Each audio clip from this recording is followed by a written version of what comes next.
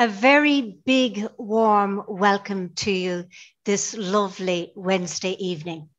This is night 4 and the final night of our mission, Growing in Love. So thank you very much for your attention tonight.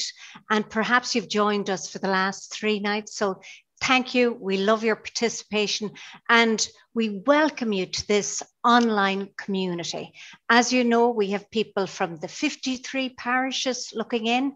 We have people from the 12 pastoral areas and we have people from beyond.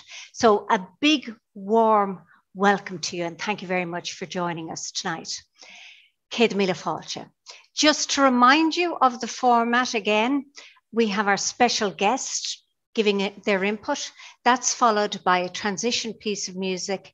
And after that, we take your questions. So let me remind you that down on your screen, you'll see a Q&A box.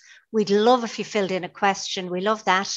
Or if you're more comfortable, use the chat box. But whatever you use, do participate, do feel welcome to this great online mission. I'm now going to tell you a little bit about our guest. Our special guest tonight is Triona Doherty. Triona is a journalist and an author with a special interest in the Gospels. And as evidence of that, I have her 2 books that she worked on with Jane Mellett. The Deep End, a journey through the Sunday Gospels in the year of Luke and in the current year of Matthew. And Triona can tell you herself, but I'd say she's working on the next edition with Jane Mellett that many of you may know from previous mission and from Laudato Si. So the 2 of those, Triona and Jane, work together on those beautiful, accessible gospel books. 2 Irish women working on those books. Fantastic. Triona has a master's in theology from Maynooth and is a former editor of the Redemptorist magazine Reality. She's a Kells woman, a Meath woman like myself, but she's been living in Athlone for over 15 years now with her husband and her 7-year-old son. Her theme tonight is Call to Love. So over to you, Triona Doherty. You're very welcome. Thanks very much, Mary, and thank you for that lovely introduction. We are indeed working on the next book in the series, which is on the Gospel of Mark. So Jane and I are have that underway at the moment. So good evening, everybody. I'm delighted to have been invited to speak to you this evening on this, the last night of your mission. I've been tuning in the last couple of evenings and the speakers have been fantastic. They've set the bar very high for me. So I hope to be able to follow in their footsteps this evening. So the theme I've chosen for my talk this evening is Call to Love. And I'm going to try and tease out a little bit of what that might look like for our lives. And to do so by talking a little bit about the Beatitudes and, you know, looking at this theme through the lens of the Beatitudes. But before we get to that, I want to start with a story. It's a story from my own experience. It's a story about my dad. Now, we lost Dad 9 years ago this year. It doesn't seem that long, but for the last year of his life, he was in hospital and confined to a hospital bed, battling quite a serious illness. So this was a really difficult time for him. He had been a very active retired teacher. He was only 65. He was happily retired. He was enjoying life with my mum, and almost overnight he found himself in hospital and with a condition that affected his muscles. It affected his speech. It affected the use of his arms and legs. He lost the ability to do anything for himself. But Dad wasn't one to give up. He wasn't one to kind of let life pass him by. He was as I said, he was a teacher. He was a thinker. He was always kind of reading and reflecting on things. He was also a doer. He loved fixing things. He loved helping people. During his retirement, he was volunteering in various places, and he was kind of always on the go, giving wherever he could and helping people wherever he could. So it was frustrating, obviously, for him to be in hospital and not to be able to do much. But during this time, Dad took to composing poetry, something he had done a little bit of over the years, but this was fairly new to him as well. And he began to compose these little poems, or as he liked to call them, musings. And because he wasn't able to write, he would compose them in his head. He would work on them. And when one of us came in to visit, he would give us a few lines or give us a verse. And over time, we gradually began to kind of gather a collection of these writings. And it was a slow process because, like I said, his speech was affected. He found it difficult to speak. So there was a lot of work on his side that went into this. So some of these writings were about his own situation, the experience of being in hospital, the frustration of kind of feeling trapped. And that was the way he put it sometimes, that he was trapped in both in hospital and trapped in his body. All the frustration that went with that. But there was always a note of hope. There was hope that he would get home, that he would recover, he'd be independent again. And there was often a note of gratitude as well, in spite of what he was going through. There was gratitude for his family and friends, for the prayers of his parish community that he really said kept him going, and especially for the care that he was receiving from the staff in the hospital. There was always that note of gratitude. And the one phrase that really always sticks with me from his writings was a description of the corridor. He was writing about how he kind of had little choice. He could lie and look out the window, or he could lie and look at the corridor outside his hospital room. And the way he described the corridor was that a river of love runs through it. I always thought this was such a beautiful way of looking at things, that at this very low point in his life, that he could recognize the love with which he was being cared for. He could reflect on that love. He could return it to us, his family, and to, I suppose, his hospital family, the people who were caring for him. And I loved that lovely image of love flowing through the corridors of a hospital. It's a place, obviously, where people might be at the lowest time of their life at difficult periods, and that there's this force of love was carrying everybody through the hospital, carrying people to visit their loved ones, carrying the staff as they went about their work. So this way that Dad dealt with his illness, and the way that he allowed the experience to open him up to love, and even a greater understanding of love and a greater depth of love, I always felt was extraordinary, and we've all learned so much from that. So this experience is the first thing that came to mind when I was reflecting on the theme for this evening, the call to love.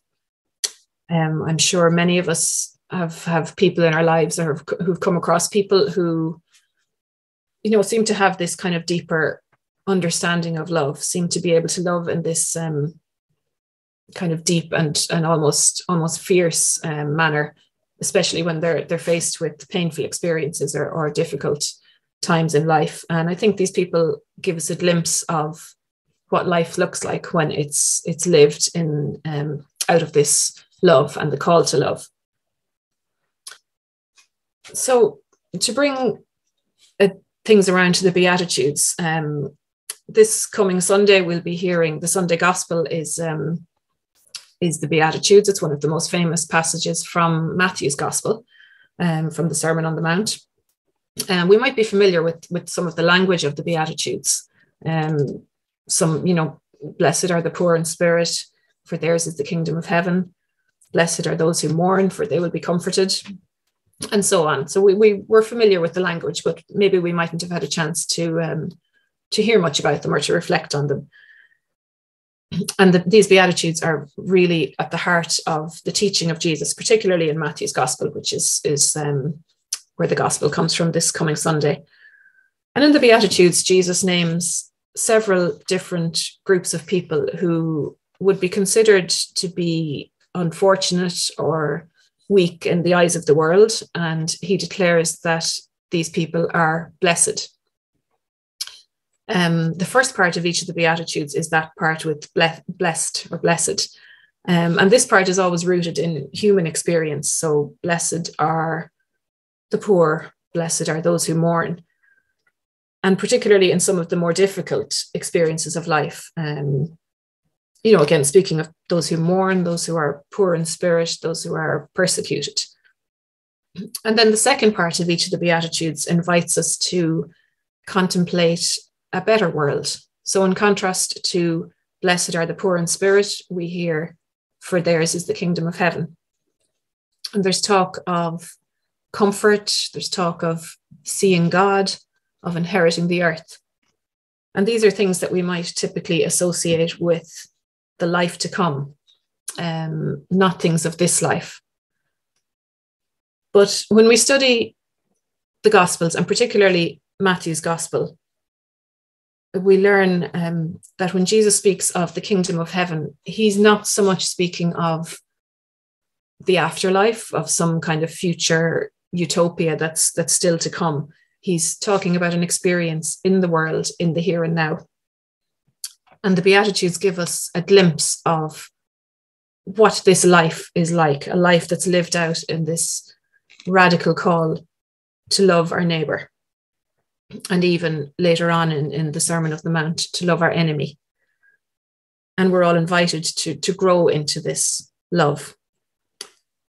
So I think, just going back to my dad, I think this is something that he recognized, whether he knew it or not, that this love of God, this love that had always guided him throughout his life, that this love was still being revealed through the experience at this very difficult time for him, at this difficult time of his life journey, that this love was being revealed in a new way, and particularly through the people around him. And a while after Dad passed away, some of the staff from the hospital ward asked us for one of his poems, so they could display it in the ward. And the one they chose was one called The Carers. And in that one, Dad spoke about giving up his self-space to allow his carers to do what they had to do in order to look after him.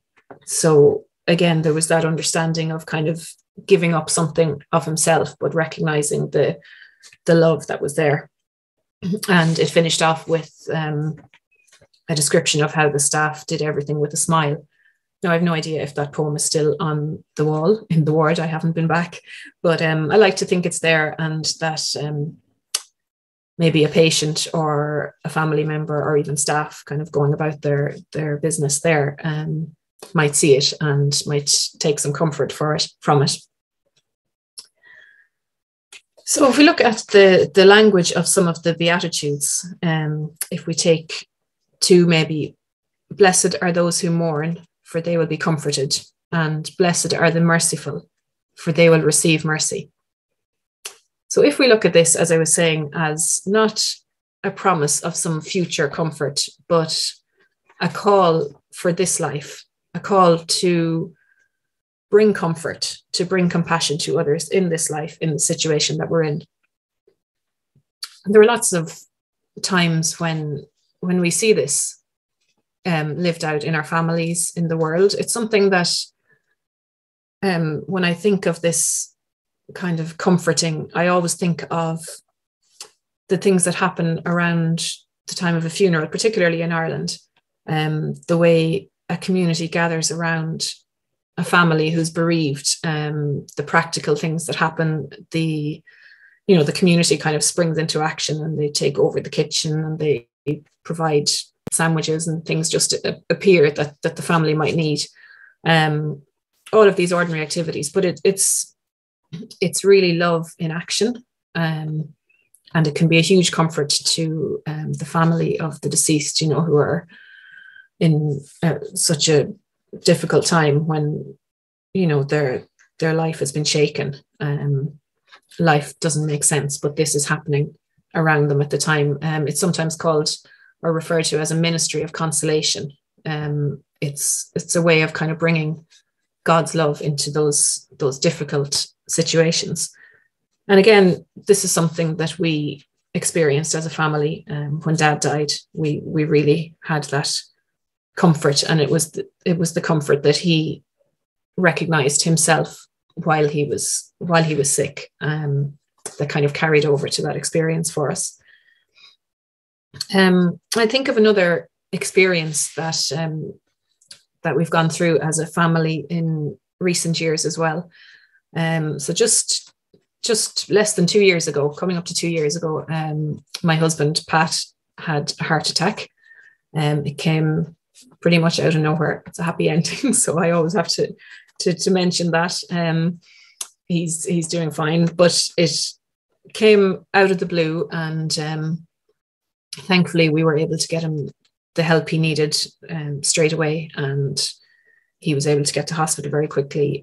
He was home within 3 days. It's amazing what can be done, but it was obviously a very frightening time for us as a family. There's the two of us and our little boy who's 7 now, so he would have been 5 at the time. I was with Pat on the day. It was in the middle of COVID, so I couldn't go on the ambulance with him. I had to drive to the hospital, not knowing what was happening, how he was doing, if he was still alive. I really didn't know. It was such an uncertain time, and even afterwards, when we knew that he was doing okay, even after he got home, just the worry and the uncertainty, and watching him like a hawk, it was a really tough time, and trying to kind of carry on fairly normal for our little boy, who kind of knew Daddy had been in hospital but didn't really understand a whole lot of what had happened. So like I said, it was during one of the COVID lockdowns, so we couldn't really have people visit, which was tough, but we still never felt alone. We had so much support from family and friends, just things as simple as doing school runs.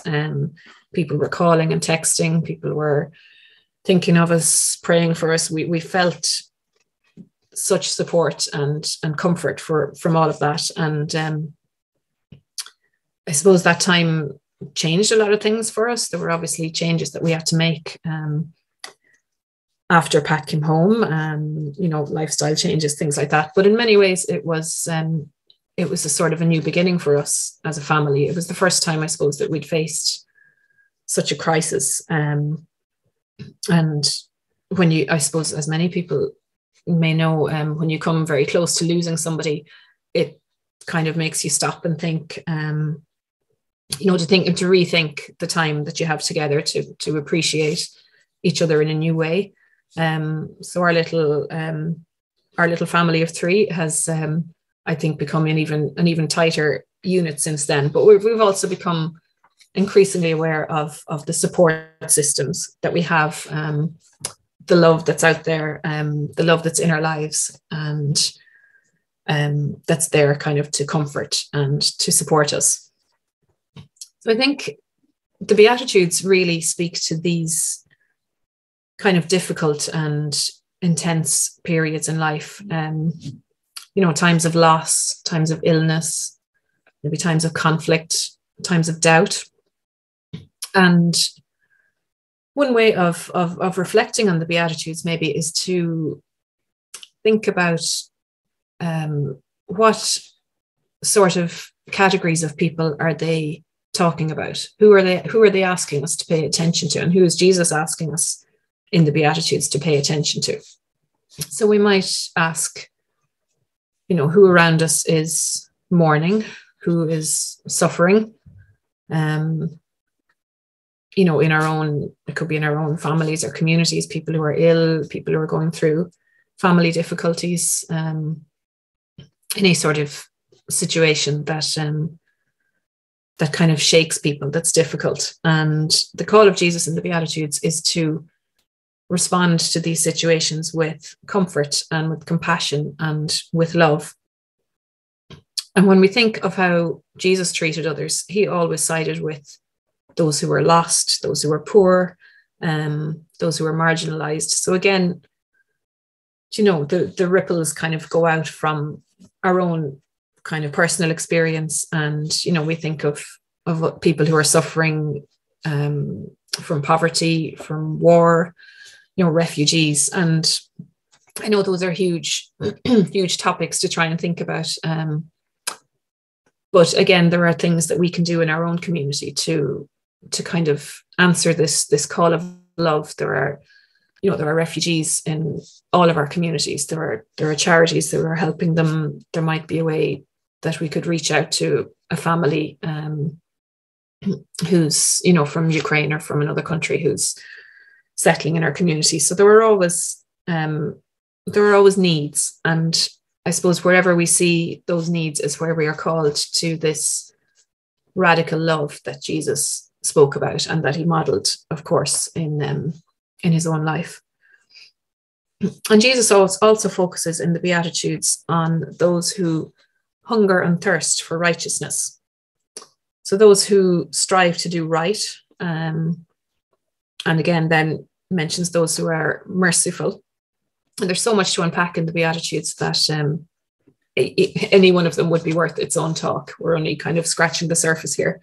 But the talk of hungering and thirsting always reminds me of people who are fighters, people who, fight for their loved ones, people who fight for what is right. And somebody that comes to mind when we think of that kind of person might be someone like Vicky Phelan, the late Vicky Phelan, who was a hero to so many of us in this country. She was somebody who, instead of kind of quietly dealing with her illness, which was a huge situation for anybody to find themselves in, she decided to take on this fight on behalf of other people, other women in her situation, so they wouldn't have to go through what she did. And if you've heard her speak, or if you've read her memoir, that her story had highs and lows and periods of anger and intense sadness and intense joy again. So she's a person who really heard this call to love. She lived her own life to the full and loved to the full, and not just in her own relationships, but also by selflessly kind of speaking out and changing things for the better, changing the world as she was able to do. I'm just watching the time, but I think I'm okay for another few minutes, Mary. Yep, you're okay. Carry on. Great. So I suppose just to kind of bring things together a little bit, we might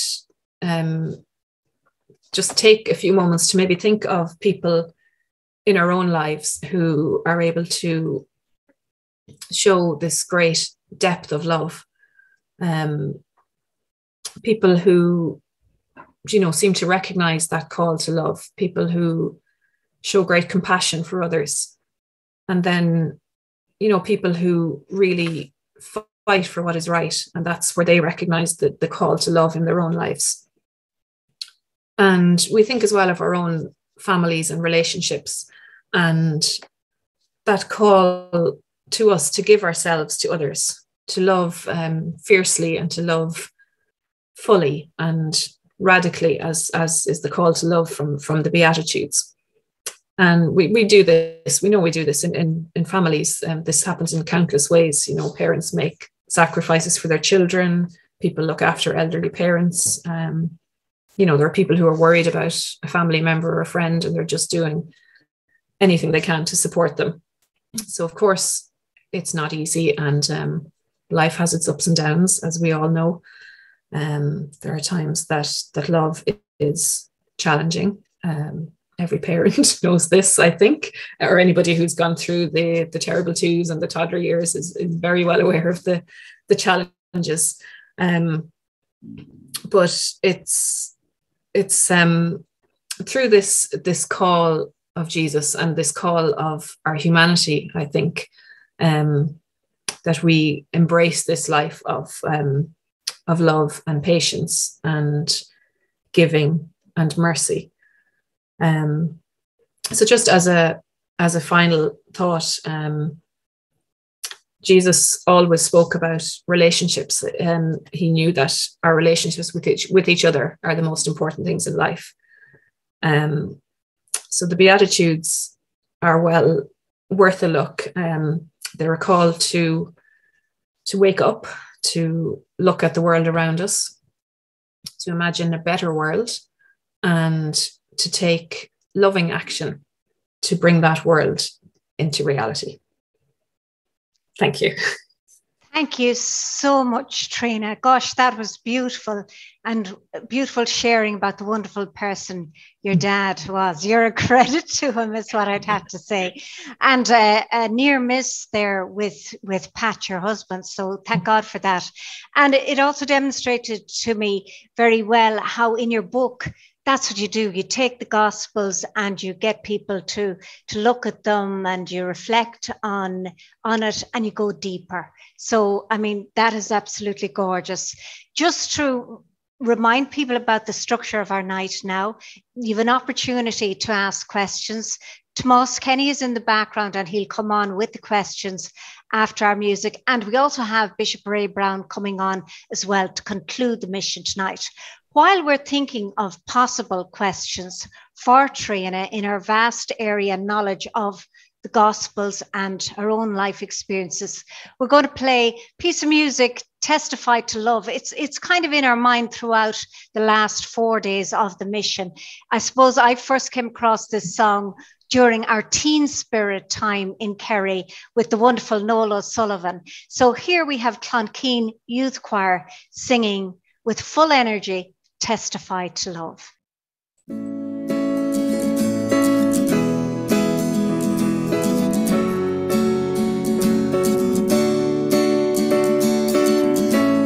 All the colors of the rainbow, all the voices of the wind, every dream that reaches out to find where love begins. Every word of every story, every star in every sky, every corner of creation lives to testify. For as long as I shall live, I will testify love. I'll be a witness in the silences where words are not enough. And with every breath I take, I will give thanks to God above. For as long as I shall live, I will testify to love. From the mountains to the valleys, from the rivers to the sea, every hand that reaches out, every hand that reaches out to offer peace, every simple act of mercy, every step to kingdom come, all the hope in every heart will speak what love has done, yeah. For as long as I shall live, I will testify to love. I'll be a witness in the silences when words are not enough. With every breath I take, I will give thanks to God above. For as long as I shall live, I will testify to love. For as long as I shall live, I will testify to love. For as long as I shall live, I will testify to love.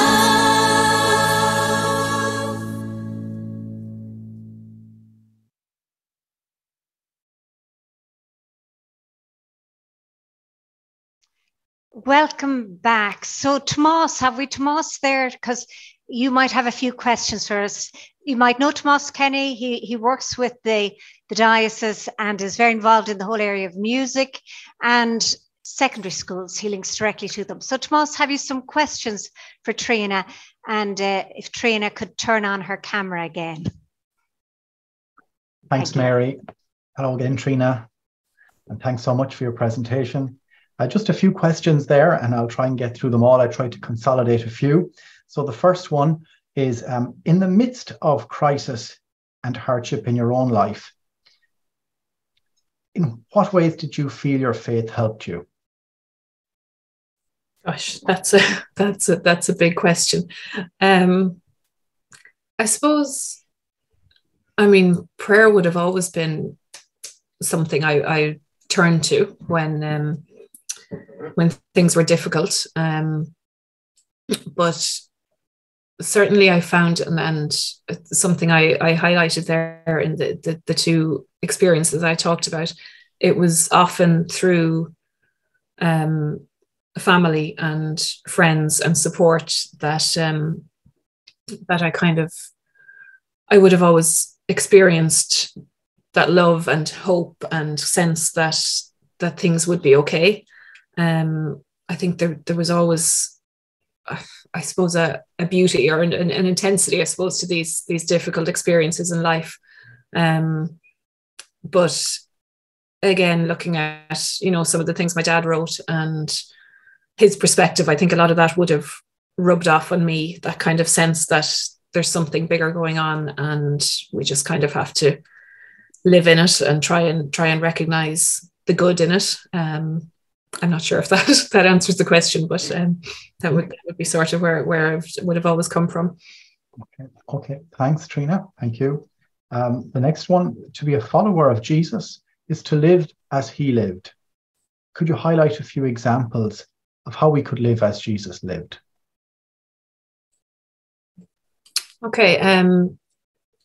Again, sort of to go away from the Beatitudes a bit, because I think what they do is put into words the life that Jesus modeled. And there are so many examples in the Gospels of Jesus reaching out to people who were kind of on the margins, whether they were women, whether they were widows,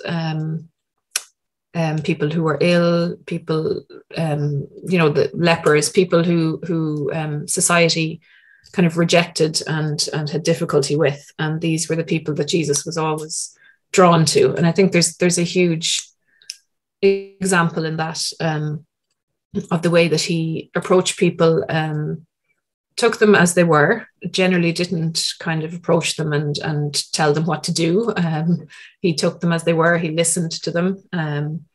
He often had kind of very interesting conversations with them, something, a person like the woman at the well, there was a back and forth. It was almost an exchange, or almost like there was something in it for him that he was meeting this person just as she was, and kind of able to take her as she was. And then there was a gift in that for the other person. There's, gosh, so many examples in the Gospels, but they're just a couple of them. Yeah. No, that's great. That's great, Trina. There's a few more questions, so I'll keep them coming if that's okay, as long as we have time. One of our listeners there missed the start of the presentation, and she was just wondering, could she get the name of the book again, if that's okay? That's the first part of that question, so I'll come back to that. And the person also highlights that how it is hard to live by the Beatitudes all the time. So have you any tips on how to teach grandchildren the Beatitudes, perhaps? Okay, so is that my own two-part question? So I think your own book, yes. Okay. Your own book. Okay. Yes. Yeah. Sorry. Okay, so there's two books. They're both in the Deep End series. I have one of them here. So this is a journey with the Sunday Gospels in the year of Matthew, and we've also got the first book in the series was a journey with the Sunday Gospels in the year of Luke. And both of those are written by myself and Jane Mellett, so they're available, and we are working on a third book as well that'll be out. I imagine we get the titles of those, Trina. Maybe we can send them out to the listeners as well, perhaps afterwards. Yeah. Yeah. Thanks so much. And just the second part of that question was how it is hard to live by the Beatitudes, and do you have any tips on how someone could teach their grandchildren the Beatitudes themselves?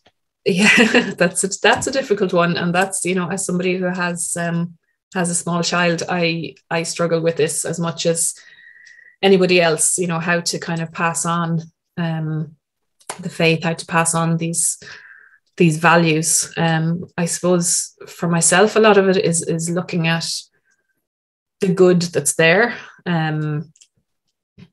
kind of, being aware always and trying to point out the good things that we see, the times when people are helping, the times when there's love there and we can see it in action, and linking it back then maybe to something like the Beatitudes, rather than kind of going in, trying to teach the Beatitudes, because it's very experiential. It's something that's kind of experienced rather than taught. I think sometimes I don't know that I'd have any kind of practical tips. I'm still figuring this out for myself from in my own family. But okay, yeah. Thanks, Trina. Mary, what's our time like? Thank you very much. We could take one more, Tomas, if you want to give one more to Trina. Yeah, just give me a second here.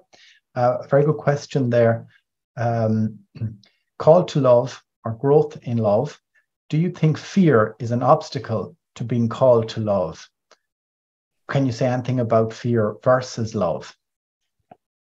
Gosh, big question. Yeah. Yeah, that's a tough one. All right.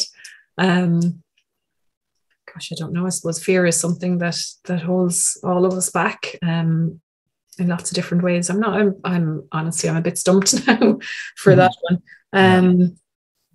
I get there's another one here when and this is kind of connected somewhat, I think. When crisis hits a family, very often there are hidden resentments and disagreements, and they come to the surface. It is extremely difficult to practice the Christian message at this time. So maybe, is there anything you could say that might engage with that particular query? Okay, yeah, there absolutely, yeah. There's and it's at those times that we see those kind of different, not even necessarily conflicts, but just different ways of dealing with things, and different opinions about even how things should be dealt with, or decisions that need to be made about family, and that can be very difficult. And we would have gone through a little bit of that, I suppose, while Dad was in hospital, like any other family would have. I suppose it's a case of realizing that everybody's hurting, everybody's in the same boat, dealing with the same situation, and trying to kind of to understand each other. And I know that's obviously more difficult than it sounds when you're in that situation. But I don't know. I would always kind of try and say, and this goes back to something I'm harking back to something my dad always said again when Dad was teaching. He always said it was his firm belief that everybody is doing their best. So when he would come across a student that he was finding challenging or anything like that, he would always go back to this: everybody is doing their best. And it's very simple, but it's just something that stays with me. People aren't, a lot of the time, aren't disagreeing with you just for the sake of it. Everybody is doing their best to kind of try and make sense of the situation that we're in. So that's something that always kind of echoes for me, that just to try and have that understanding of where other people are coming from. Tomas, Trina, thank you. Thank you very much, Tomas. Trina, you have a lovely way of grounding yourself and a lovely calmness. I'm back to you for your final words, what you want people to think about when they move away from this tonight. I suppose it's to look at our own relationships. We've all got various, family and friendship and other relationships, and it's just to try and look at those relationships in a new way, and see them as, see the love that's in them, and see the love that's being made present in those relationships all the time. Absolutely beautiful, Trina, and we really appreciate your words with us tonight. Absolutely beautiful. Bishop Ray Brown. Bishop Ray, you're there in the background, and we have asked you to come along tonight to conclude the mission. So thank you very much for joining us, Trina. Over to you, Bishop Ray. Good evening, all, and special good evening to Trina. It's good to have someone from Athlone, my own hometown. There, growing up, our home was at the back gate of the Army Barracks. And as it happens, I have a sister, Trina, still living there beside the Bauer School. So just a few words to sum up. You know, at Monday evening session, it was mentioned that over 1,000 had registered for this mission. You know, what a wonderful number. And probably most joining in for all 4 nights. I'm sure there are people from all 12 pastoral areas present. Thus, we represent the whole diocese. You know, and we're united together, taking time to refresh our faith and to give praise and thanks to God. So the first word, thank you to all who have taken part. Our deepest gratitude to all our speakers. I'm mindful too of all the rest, all the other material, the booklet and all this on the internet, on the diocesan website. And thanks to all who worked to make it possible. You know, especially again, the team at the Diocesan Pastoral Centre and you, Mary. You know, our theme has been growing in love. You know, as flowers and trees grow in the sunshine, we grow each day surrounded by the love of God. Our hearts are joyful because we know we are loved by God. Whatever the challenge, whatever the difficulty, all will be well. God's love is our strength and our guide. God's love is as present and as real as the air that we breathe. And God's word in our hearts is always, as I am there for you, as I love you, love one another. Especially love the one who is in difficulty or in pain, the one who is in need. So, as we end our mission this year, and I think it's our 3rd year, let us all carry in our hearts from this mission, love one another as I love you. Those are God's words to us each day. Tonight, at the end of the mission, I ask a blessing on all the parish communities of our diocese and on all the homes in all our parishes, especially any home where there's a struggle with some difficulty, health or poverty or whatever. The blessing I ask is that God renew us all in faith in his presence, in hope of heaven. We know where we're going. We're on a journey to God. And in love, may God bless us in love in everything we do. His words, love one another. So this night, the end of our fortnight, thanks be to God for this great mission. Good night and God bless on everyone. God bless us all, the Father, the Son, and the Holy Spirit. Back to you, Mary. Thank you very much, Bishop Ray. That was beautiful. So thank you, Bishop Ray. Thank you, Trina, for joining us tonight. Good night from me, Mary Fagan, from Tomas Kenny, from the broader mission team, which includes Ger Gotti in the background and Francis Rowland every night. Bernie McCaffrey, I can't list everybody, you know who you are. But most of all, thanks to you for attending, and keep in touch with us through dioceseofkerry.ie, our website. And I will chat to you Sunday morning on Radio Kerry at 9 o'clock on Horizons. Fanagi Slán, Gurmagad.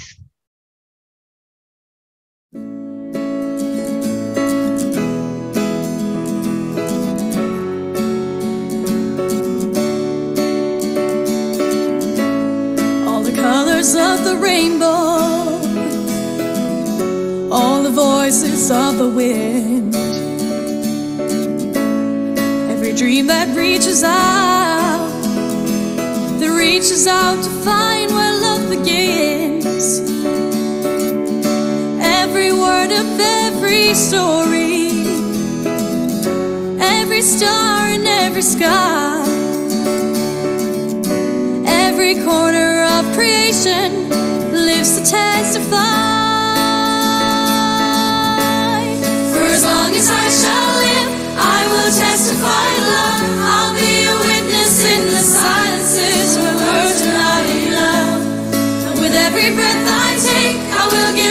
God above. For as long as I shall live, I will testify the love. From the mountains to the valleys, from the rivers to the sea, every hand that reaches out, every hand that reaches out to offer peace, every simple act of mercy, every step to kingdom come, all the hope in every heart will speak what love has done, yeah. For as long as I shall live, I will testify to love. I'll be a witness in the silences when words are not enough. With every breath I take, I will give thanks to God above. For as long as I shall live, I will testify to love. For as long as I shall live, I will testify to love. For as long as I shall live,